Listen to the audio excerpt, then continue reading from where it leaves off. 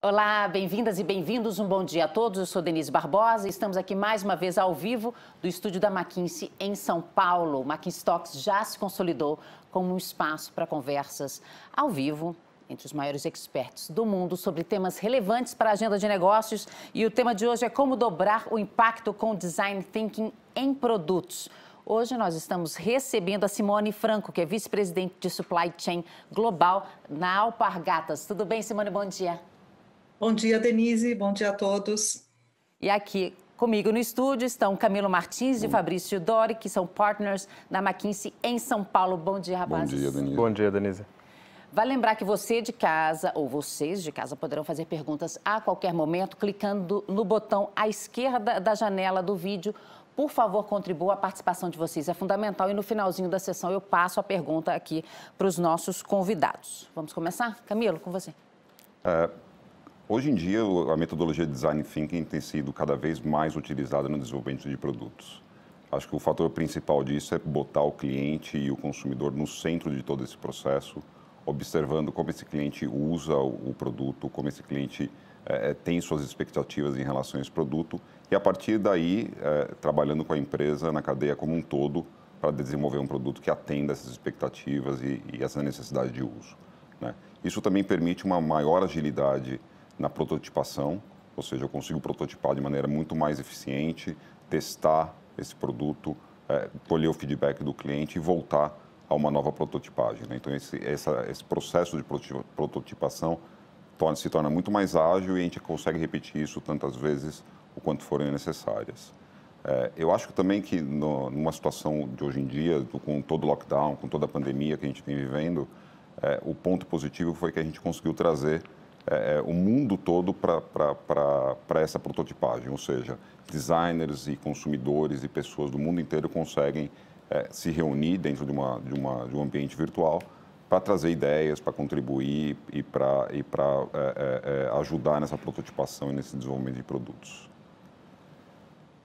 Fabrício, você liderou uma pesquisa mundial na McKinsey sobre o valor de design para as empresas e o que diferencia um bom design. Você podia dividir com a gente um pouco desses principais insights? Claro, com certeza. Acho que antes de entrar na pesquisa em si, falar um pouco de Design Thinking, né?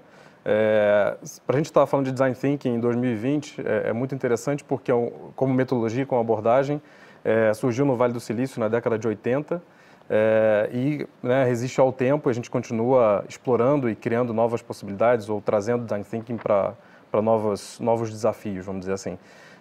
Então, passar um pouco a nossa visão, né, e como a gente pensa Design Thinking, eu acho que muito além da abordagem em si, mas pensando nos comportamentos que a gente utiliza, né, como equipe trabalhando e utilizando Design Thinking.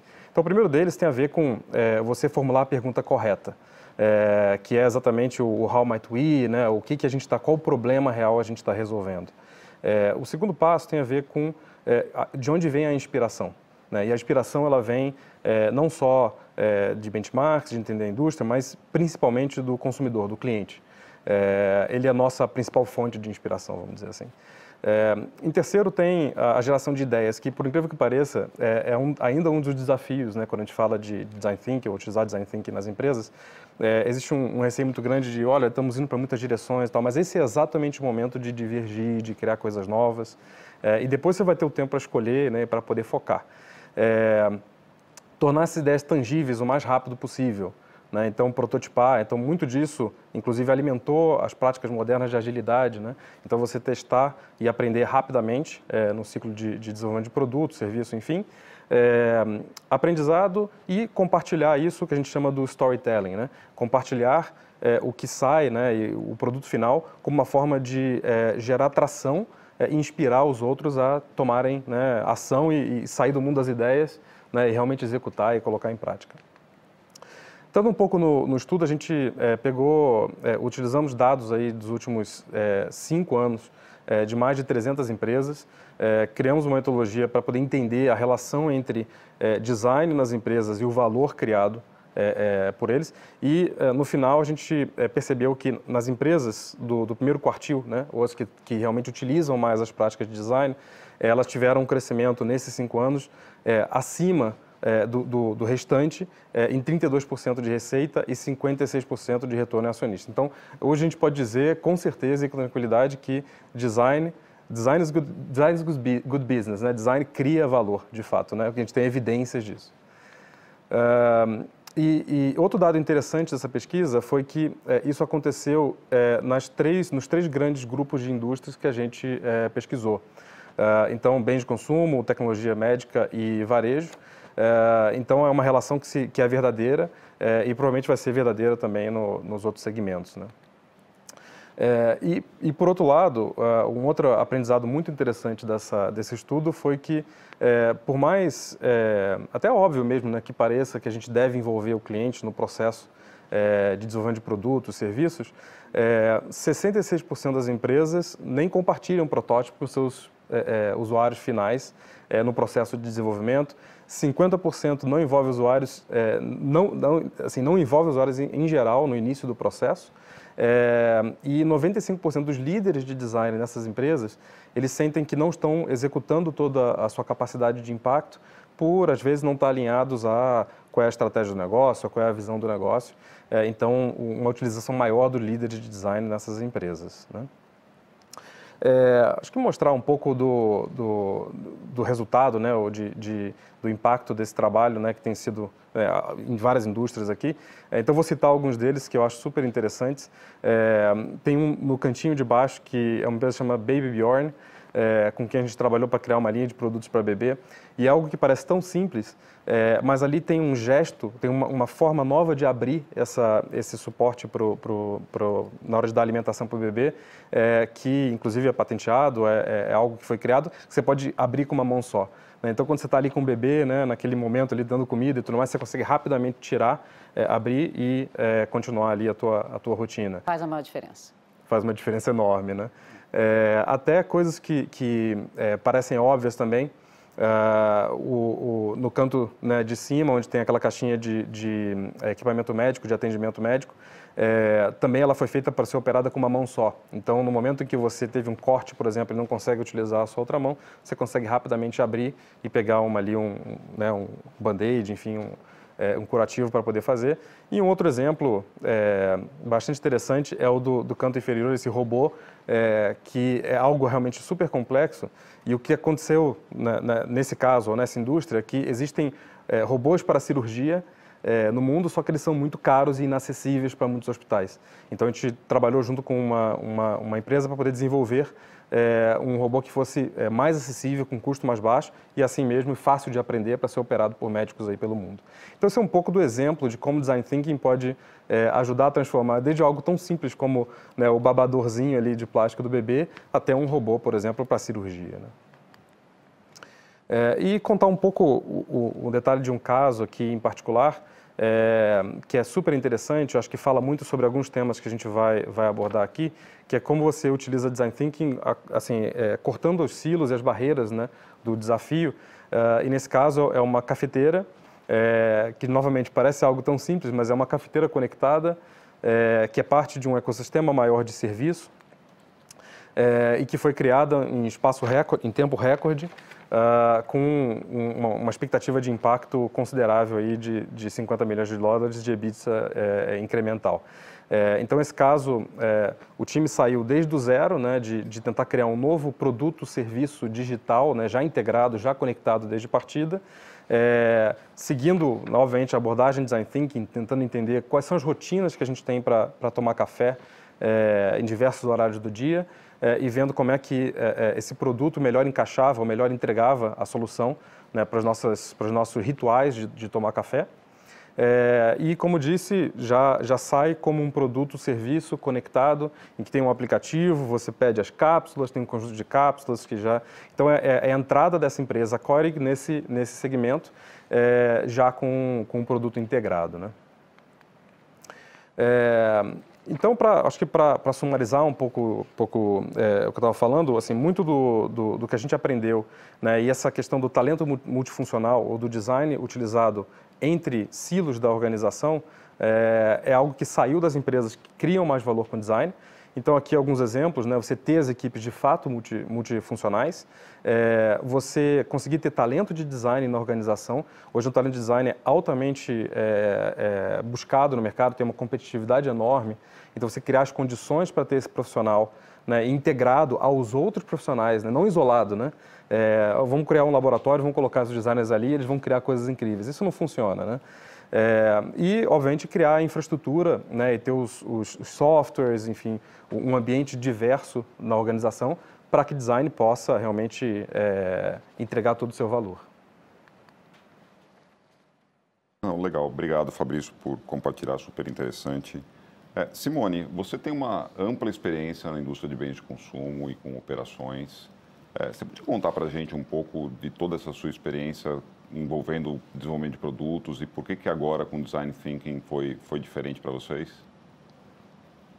Bom, normalmente, quando a gente começa a tentar solucionar problemas dentro da indústria, a gente tem uma visão muito centrada no problema e muito interna. Tradicionalmente, a gente não envolve cliente, consumidor, quando a gente está endereçando algum problema dentro da cadeia. E com Design Thinking foi justamente o oposto. A gente começou da visão do cliente, do consumidor, entendendo a jornada desse cliente, desse consumidor, através de diferentes personas, fomos mapeando aí todas as dores que existiam e os pontos altos, o que realmente eles valorizavam dentro dessa jornada de consumo, para daí começar a endereçar os pontos aí fracos ou as dores que a gente tinha ao longo da cadeia. E, normalmente, a gente faz o oposto, a gente tenta resolver o problema dentro de casa, em silos, chama um expert naquele assunto, tenta resolver aquele assunto, coloca o produto no mercado e depois você vai descobrir o feedback, tanto do cliente quanto do consumidor, se aquilo funcionou ou não, o que gera uma perda de tempo enorme e um retrabalho gigantesco. Nesse caso, com Design Thinking, a gente já partiu da visão do cliente, do consumidor, para buscar uma solução que realmente endereçasse todas as dores da cadeia e não só aquele problema inicial que a gente estava imaginando que fosse o problema, que foi outro achado dessa jornada toda. Nem sempre o que a gente acredita que é um problema para o cliente, para o consumidor. Não, legal. A gente ouviu o Fabrício falar um pouco sobre a importância de ter times multifuncionais e design ser mais do que um departamento. Você é a VP Global de Supply Chain da Alpargatas. Por que a coordenação desse processo todo ficou com o Supply Chain no exemplo de vocês? No nosso exemplo, o Supply Chain foi escolhido muito mais por ser o fiel da balança, por participar e entender e ver a cadeia como um todo, né? Então, de não puxar tanto para um foco só, então ser um orquestrador realmente dessa mudança e dessa transformação, e olhar a cadeia de ponta a ponta, né? Até de uma forma cíclica, né? A gente acaba vendo o famoso end-to-end, o ponta a ponta, então a gente fez o end-to-end-to-end. Então foi do cliente de volta para o fornecedor, depois do fornecedor de volta para o cliente, passando por todos os elos envolvidos, e sem puxar a sardinha para nenhum dos lados. Então, Supply Chain teve uma visão neutra nesse estudo todo e nesse trabalho todo. E o que é importante, porque muitas vezes a gente tem que fazer algumas escolhas, alguns trade-offs entre o que eu vou privilegiar nesse momento, como que eu vou contrabalancear, quais são os freios e contrapesos que eu vou usar dentro desse processo para trazer a melhor experiência para o cliente, para o consumidor. Então, nem só puxando custo, nem só pensando 100% no produto, mas pensando no que é valor agregado, que vai ser realmente o diferencial para esse cliente. Simone, em tempos de pandemia, eu tenho a curiosidade, dá para trabalhar com design remotamente? Denise, esse foi o maior paradoxo que a gente teve dentro da organização, né? Porque quando a gente começou esse projeto, foi logo depois do início da pandemia. Então, teve um grupo falando assim, olha, é impossível fazer isso, o Design Thinking já tem lá uma quebra de paradigmas no conceito. Como que você vai fazer isso remoto, né? Então, esse foi o primeiro paradigma que a gente teve que quebrar e realmente foi uma coisa incrível, né? Porque o que poderia ser uma barreira, na verdade, acabou sendo um impulsionador, né? O fato da gente estar remoto propiciou que a gente trouxesse um vendedor do Rio Grande do Sul, por exemplo, muito mais fácil do que eu ter que trancar esse vendedor do Rio Grande do Sul dentro de uma sala, que é muito difícil. Então, o fato de estar remoto, ele pôde conectar dentro das sessões, a gente montou uma dinâmica que eu pudesse unir a organização inteira.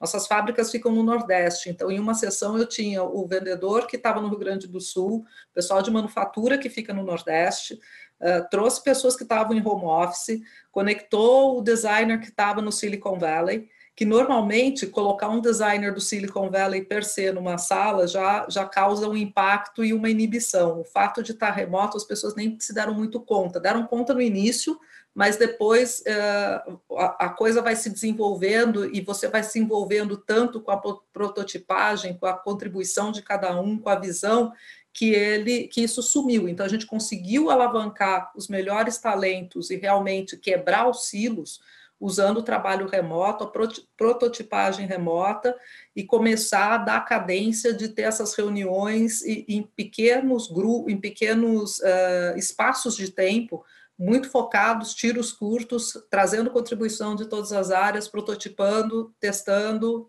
e retrabalhando de uma forma muito rápida.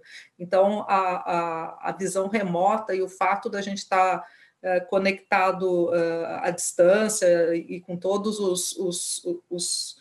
os desafios aí de uma pandemia, acabou até facilitando o processo todo. Olha que interessante. O Fabrício, a gente falou aqui, você mostrou para a gente a aplicação dessa metodologia em produtos, mas em outros canais funciona também? Não tem a menor dúvida. E eu me arrisco a dizer que, obviamente, produto, obviamente, é uma relação direta, né, com a criação e design thinking. Muita gente pensa em produto, mas, obviamente, cada vez mais os produtos não são apenas produtos, né? São produtos que estão conectados, fazem parte de serviços. Então, tem exemplos, só para, né, tangibilizar um pouco, a própria Alpargatas tem uma loja muito bacana em São Paulo, Havaianas, né, na marca Havaianas, que é uma loja conectada, que tem tecnologia. Então, você tem vários exemplos como esse, do Omnichannel, né, em que você conecta o ambiente físico com a tecnologia, com o aplicativo, com a conectividade de uma forma mais ampla. Então, não é limitado a um canal ou outro canal, é muito mais pensando pela ótica, de fato, do cliente, né? Porque para o cliente, o cliente é agnóstico ao canal, né? Exatamente. Ele está querendo ali curtir, né, tomar o proveito dele, as coisas, interesse dele, né? Ele não está nem pensando no... Exatamente. Então, tem desafios, os desafios que a gente vê atualmente são exatamente desafios que são extremamente multidisciplinares, como criar, por exemplo, uma nova operação de direct to consumer, né? Então, ali você tem uma interação com o canal digital, você tem uma embalagem que chega na tua casa, você tem o próprio exemplo da Keurig, né, da cafeteira, que já nasce conectada com parte de um serviço. Enfim, é completamente agnóstico ao canal. E você falou um pouco sobre desafios, eu fiquei com uma curiosidade aqui de saber da Simone. Simone, dá para dobrar o impacto aplicando Design Thinking? Dá para dobrar o impacto. A gente tinha uma meta de custos, de redução de custos, na verdade, com esse projeto. À medida que a gente foi trabalhando com as diferentes pessoas e usando o Design Thinking, a nossa redução ela acabou dobrando, né? Então, foi surpreendente, né? A gente achava já que o nosso target era ambicioso e realmente conseguimos tirar mais. E, além disso, teve um resultado bem interessante na parte de sustentabilidade, que não estava no radar inicial do projeto, e à medida que a gente foi se aprofundando e envolvendo as diversas áreas, envolvendo o cliente nessa conversa, a gente começou a buscar oportunidades, achar oportunidades em melhorar a nossa pegada de carbono e trazer um impacto aí relevante em termos de sustentabilidade. Aguardem, tem novidades de Havaianas por aí. Que ótimo. Em primeira mão aqui no McKinsey Talks, Breaking News.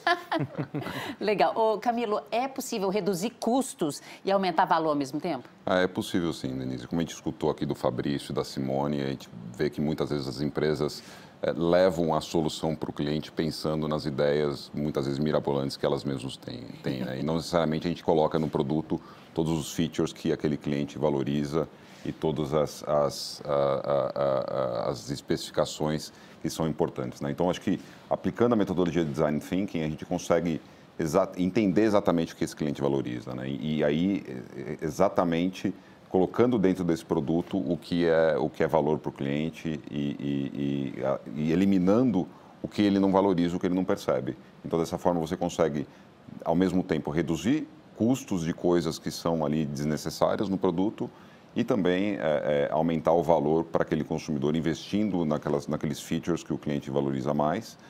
E às vezes, muitas vezes, como no caso que a Simone acabou de comentar, você identifica outras alavancas de valor que você às vezes não estava inicialmente focando. Então, por exemplo, o tema de sustentabilidade é um tema extremamente relevante atualmente. Então, você fazer um produto, pensar num produto mais sustentável, ele vai ser muitas vezes mais barato, com um custo muito menor e entregar muito mais valor para o cliente. Né? Então, nesse caso específico, por exemplo, less is more. Quer dizer, quanto menos coisa ali, melhor para o consumidor.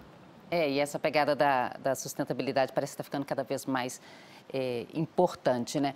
Ô Simone, queria que você dividisse com a gente, por favor, quais insights que você conseguiu extrair usando essa metodologia que você não teria se você tivesse usado uma outra metodologia tradicional? Primeiro, a experiência do cliente, né? E não supor a experiência, mas conhecer qual é a experiência real do consumidor e do cliente com aquele produto. Principalmente do cliente, né? Que vai receber o produto, enfim, vai ter todo um trabalho aí para colocar ele em exposição e para movimentar ele dentro da cadeia até chegar no consumidor. E outra coisa que a gente estava acreditando que estava entregando um serviço que era relevante para o cliente e, na verdade, não estava, né? Então, a gente acabou endereçando isso e percebendo isso durante a jornada de experiência do cliente, né? Então, como que ele tratava, como que ele trabalhava, como ele via o produto da Alpargatas e como que era o impacto disso na cadeia dele. Então, isso foi um outro find, qual era a experiência real dele, vida real. E outras coisas que ele já valorizava e que ele buscava, mas que ele não explicitava claramente. Então, sustentabilidade foi uma delas. E ele não falava explicitamente em sustentabilidade, mas as dores e as reclamações dele apontavam para um caminho em que a gente teria que tomar algumas ações dentro de sustentabilidade, em redução de materiais, enfim, e que acabou sendo um grande finding do projeto. Fabrício, mas como é que na prática a gente consegue medir o desempenho do design? Essa pergunta é ótima. Muitas vezes a gente pensa no desempenho do design associado a uma métrica operacional, mas eu acho que é importante olhar, eu gosto de dizer que tem uma pirâmide, né? Então, nessa pirâmide você tem 3 grandes níveis. Num primeiro nível você tem a receita, né, o impacto no bottom line, né, o impacto mais no alto nível da organização. Tem algo que a gente, com base naquele estudo que eu tinha comentei antes, a gente criou algo chamado McKinsey Design Index, o índice Design McKinsey, que inclusive está na web, as pessoas podem acessar e ver qual o índice de design das suas organizações. E é uma forma de você ter um benchmark do potencial de valor que você pode criar na organização como um todo, né, pensando em design. Mas se você desce 1 ou 2 níveis, né, logo na sequência você tem, não tem a menor dúvida, né, aumento de vendas, né, um impacto direto, redução de custo e as métricas operacionais, né?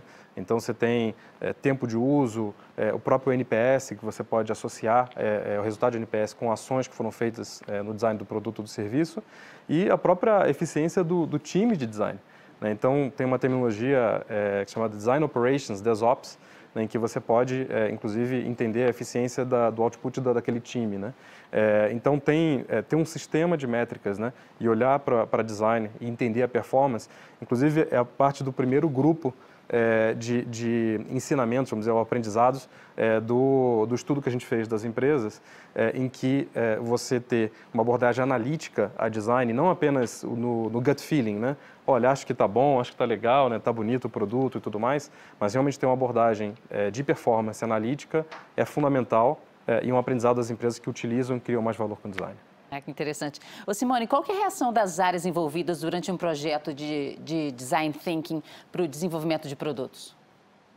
As áreas se envolvem mais. O que nós percebemos é que, normalmente, tem áreas que não se envolvem na parte de custos, acham que eu não faço parte disso, né? A visão silo não tá diretamente relacionada com a minha função core, então eu não preciso participar. E com Design Thinking, esse silo ele foi quebrado, porque você coloca um grupo que ele é multifuncional e ali todo mundo tem o mesmo peso, tem o mesmo valor nas opiniões e nos desenhos, porque você vai usando essa experiência para fazer a prototipagem. Então, você engaja mais pessoas, porque elas começam a ver efetivamente a contribuição delas materializada. Então, foi um engajamento muito maior, né? A gente saiu de uma visão silo para uma visão, eu vou trazer uma coisa diferente, uma experiência diferente para o meu cliente.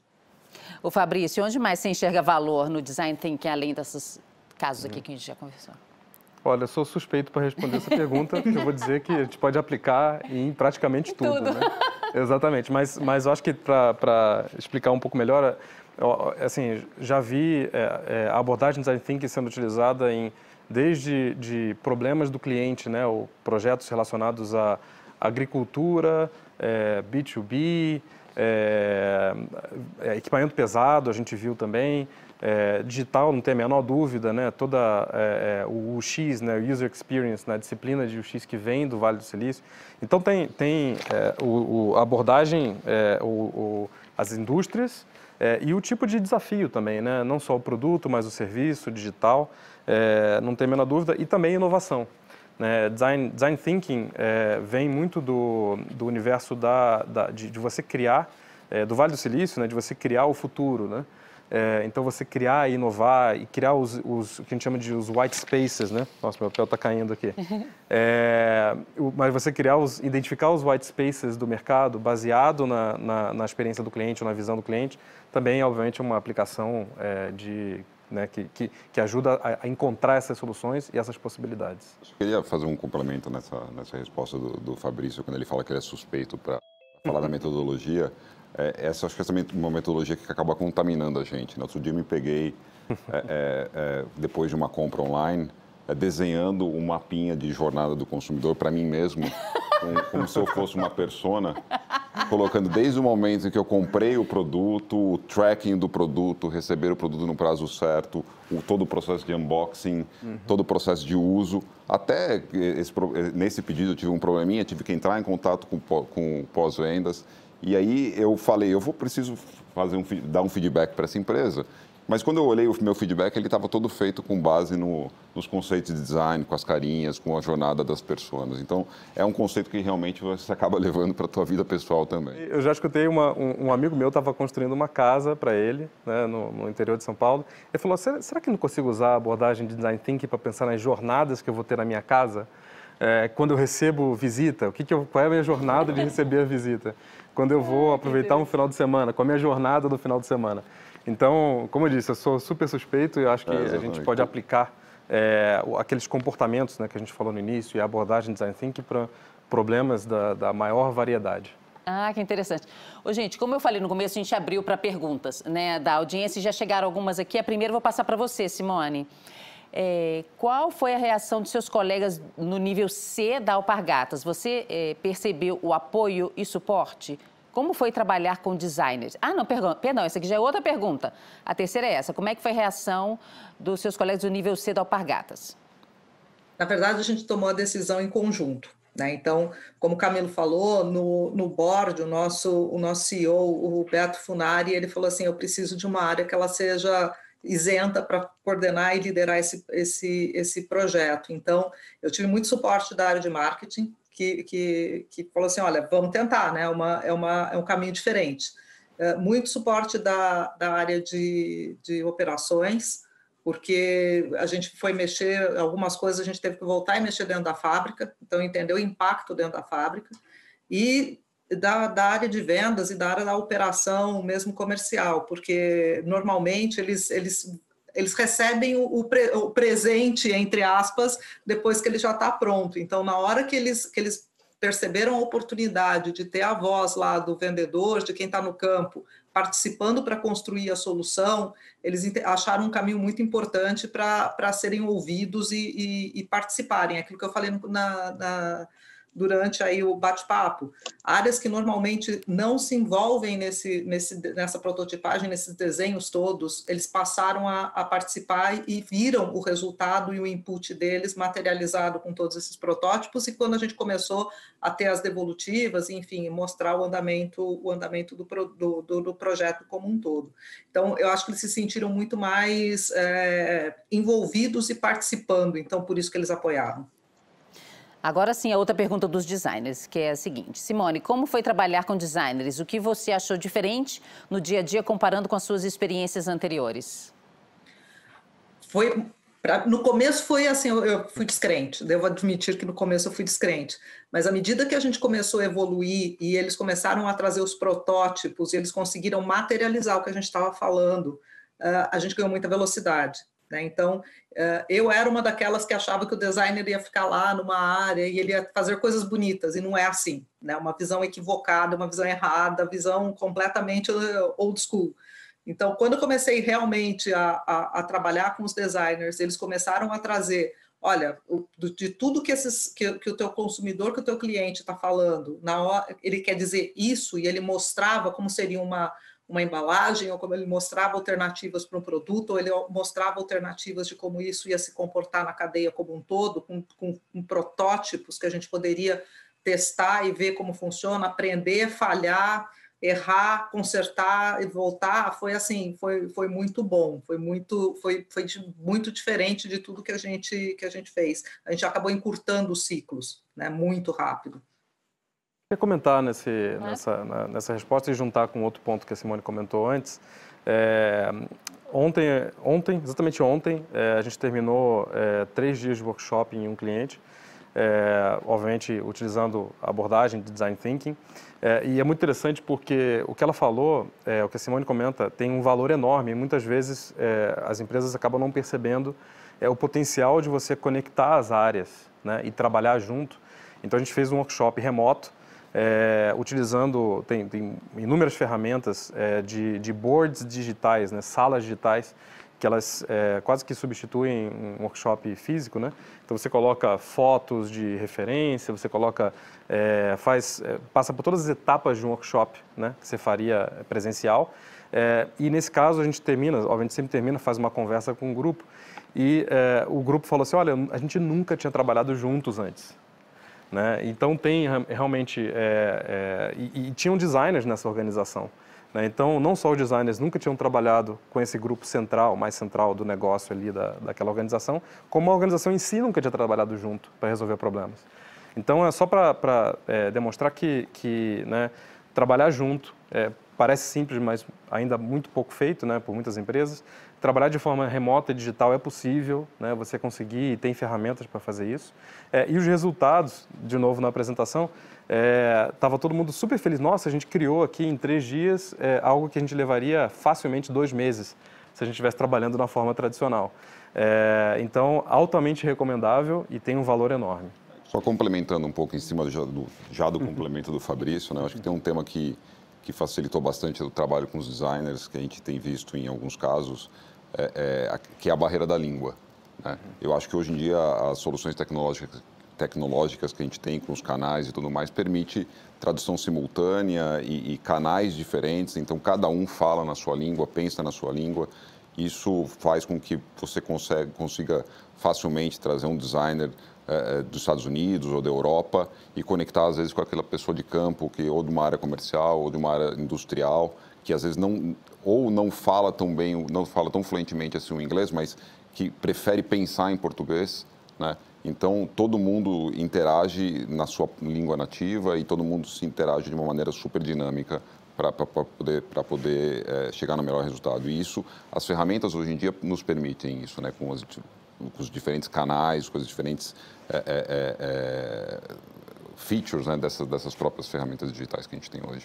Que foi tudo muito acelerado, né? Exatamente. Durante a pandemia, coisas que a gente nem sabia que existia, de repente a gente descobriu e tudo muito acelerado. Deixa eu ver aqui, tem uma pergunta para você, Fabrício.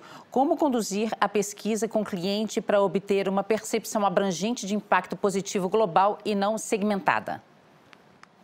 Pergunta interessante.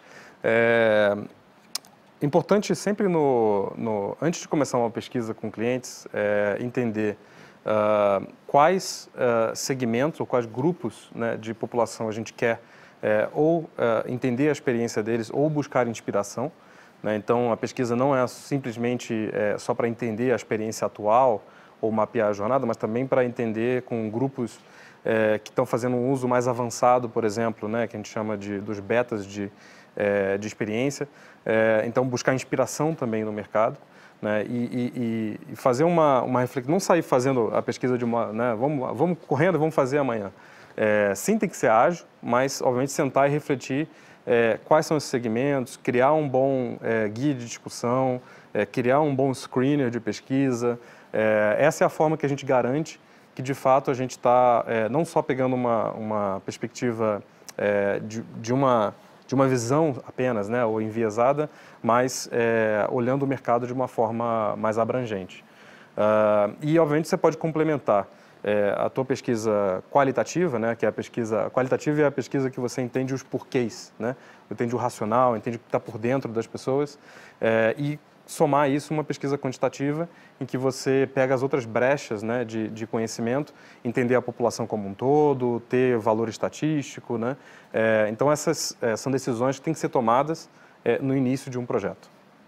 Camilo, pergunta para você, no dia a dia, o que significa na prática você adicionar design thinking? Conta um pouco do processo. Significa, na prática, você trazer um grupo multifuncional e colocar realmente o cliente no centro de tudo, né? Então, é você observar esse cliente, como o Fabrício falou, né? Depois que você definiu onde você vai pesquisar, o que você vai pesquisar, você pega aquele cliente e muitas vezes você observa, né? Então, um dos casos que eu escutei no passado, que foi super interessante, o pessoal levou um grupo de designers para reestruturar um centro em Dubai, um centro onde você fazia uma série de testes médicos e rotinas de check-ups médicos. E para você poder fazer, você tinha que entender o número de touch points que aqueles médicos, aquela equipe tinha com o paciente. E aí a solução que os designers trouxeram foi uma solução extremamente criativa. Um dos designers deitou na maca e percorreu o caminho inteiro, né? Então, só assim, quer dizer, só tendo ali a visão do cliente é que ele pôde perceber exatamente, no caso ali do paciente, né, que ele pôde perceber exatamente toda a jornada daquele paciente, desde ficar esperando numa maca num corredor, até o teto que era só uma série de lâmpadas, quer dizer, então tudo aquilo faz parte da jornada, né? Então, você trazer o design thinking, né, você entender a jornada, observando e se passando muitas vezes pelo usuário, permite com que você, às vezes, não consiga, às vezes você consiga trazer coisas que numa metodologia tradicional você não conseguiria, insights que você, às vezes, nunca pensou em perguntar, mas vivendo a experiência, observando a experiência, foi extremamente produtivo.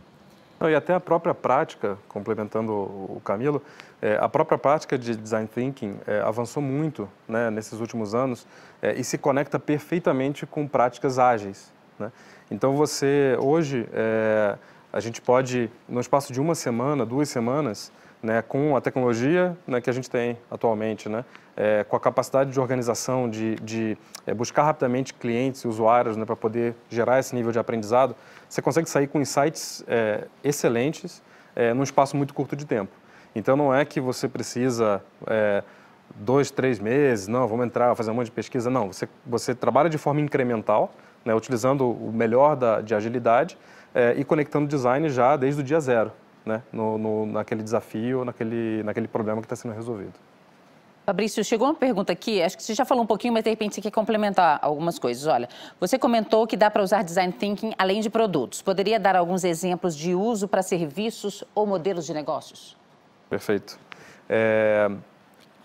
Acho que serviços tem aos montes por aí, né? Então, você parar para pensar, acho que o exemplo clássico, né, é o Uber. Então, quando você pensa no uso do táxi tradicional, né, você está lá na rua, sai na rua, você quer fazer imagens assim, né? Você sai na rua, está chovendo, bota a mão para fora, tenta achar um táxi, e aí você vai pagar, não tem dinheiro e tal, e isso foi um serviço que foi completamente reinventado, né? Esse é um caso clássico, e tem inúmeros outros, né? Então, não tem a menor dúvida, né, o design do serviço utilizando a abordagem de Design Thinking, revoluciona serviços. Mas é muito interessante a pergunta em relação ao modelo de negócio. Design Thinking, né, como abordagem, por ser extremamente centrado no cliente, você, antes de definir o que vai ser uma nova empresa, o que vai ser uma nova venture, você define a proposta de valor. Então, você começa, novamente, da perspectiva do cliente, da perspectiva do mercado, para poder entender qual o value proposition daquele novo produto ou serviço, né, ou daquela nova empresa que está sendo criada, né, aquele novo modelo de negócio. E você faz protótipo, inclusive. Né? Você pode prototipar o modelo de negócio, então, via workshops de prototipação de modelo de negócio, até prototipar a forma como você interage com aquele negócio no futuro, seja ele um canal físico, um canal digital. Então, somando a um ponto que a gente falou, não menos importante, trabalhar de forma multidisciplinar para gerar esses novos modelos de negócio também. Então, não é que você vai fazer necessariamente algo super estruturado ali, né? Vamos calcular tudo no primeiro dia e tudo mais. Não, junta um grupo multidisciplinar, imagina quais são as inúmeras possibilidades de novos negócios, diverge, converge e converge nas 2 ou 3 soluções, faz o protótipo delas. Então, é perfeitamente aplicável para criar novos modelos de negócio. Tem uma pergunta aqui que é para todos, mas nosso tempo também não temos tanto assim. Então, vou pedir um pouquinho de respostas curtinhas de cada um. Então, vamos lá. Em empresas com baixa maturidade em design, como podemos trazer a importância e valor do design para alta liderança? Simone, vou começar com você. Eu acredito que na hora que você começa a mostrar casos concretos e aonde você poderia aplicar. Porque a gente pensa, normalmente, você vai pensar que design é alguma coisa muito sofisticada, é alguma coisa que é muito difícil, é quase intangível, não é para mim, né? E design thinking é para todo mundo, né? Então, essa jornada, só o fato de você mudar o foco e colocar o foco no teu cliente, no teu consumidor, e usar a ferramenta para prototipagem, para entender, para ver outra perspectiva, então é quase como deita na maca e fica olhando o teto cheio de luminária que você vai entender a dor do teu paciente naquele momento. Então, acho que é isso, é voltar e falar assim, olha, pensa no cliente, vamos usar a ferramenta para pensar e colocar o cliente no centro do nosso negócio. Mais do que pensar só design é algo muito sofisticado, né? Coloca algo mais tangível para começar a criar esse conhecimento e aguçar aí colocar meio que a bala na boca da criança para começar essa conversa. Eu queria dar 2 exemplos bem rápidos. Acho que o primeiro, não tem a menor dúvida, o McKinsey Design Index é uma forma de você entender o potencial de impacto. Então, se comparar com os benchmarks, né, e está disponível, enfim, a gente compartilha o link. E o segundo é Give It a Chance. Né? Muitas empresas são muito céticas, né, com abordagens criativas, vamos divergir e vamos convergir e tal. Tem aquela coisa do ceticismo. Tira o ceticismo, coloca para o lado um pouco, utiliza a metodologia, vê o resultado e depois toma uma decisão, né? Vê se criou valor ou não criou valor. Eu queria só complementar o que a Simone falou, né? Eu acho que sensibilizar a diretoria, a alta gestão da empresa é super importante. Você faz muito isso através de escancarar a jornada daquele consumidor para todo mundo, quer dizer, os pontos ali de dor daquele consumidor na jornada e também onde que ele fica mais feliz. Acho que é extremamente importante quando você cria até muitas vezes um certo incômodo, né? E eu acho que tem um segundo ponto que é você mostrar o tanto de valor que aquilo pode trazer no bottom line da empresa, né? Então, quanto que aquilo pode trazer de retorno. E isso você começa ou trazendo exemplos de outros lugares, ou você começa com um produto menor ou com uma experiência na própria empresa e mede esse resultado, e aí você acaba gerando o desejo de toda a alta gerência, toda a alta direção de uma empresa de aplicar aquilo para o resto dos produtos, o resto da empresa como um todo. Olha, queria muito agradecer a presença de vocês aqui, Camilo, Fabrício, Simone, aí remotamente. Super obrigada, foi ótimo, aprendi bastante. Obrigado. Obrigada. Olha, a você de casa também, super obrigada por ficar aqui com a gente os últimos 45 minutos. Tenho certeza que foram muito proveitosos. E já queria fazer aqui a propagandinha da nossa próxima sessão, que é a McKinsey Operation Series, Na próxima sexta-feira, dia 27, às 8h30 da manhã também. O nome da sessão é Excelência em Negociações no Novo Normal. E a entrevista será com o Roberto Chaves, que é o CPO da Embraer, e o Orlando Fiorenzano, que é o CPO da Solar Coca-Cola. E vai ter participação aqui do pessoal da McKinsey também, o Leonardo Cabral, que é sócio da McKinsey em São Paulo, e o Milan Prilepok, que é sócio da McKinsey em Nova York. Para você conhecer a agenda completa do McKinsey Talks, vá ao mckinseytalks.com, lá você também encontra as sessões anteriores. Essa nossa sessão de hoje vai estar disponível na segunda-feira. E para quem gosta de podcast, a boa notícia é que essas sessões do McKinsey Talks também estão no Spotify, dá para ouvir fazendo uma caminhada e é bem interessante também. Obrigada novamente, obrigada a você, bom fim de semana. Tchau, tchau.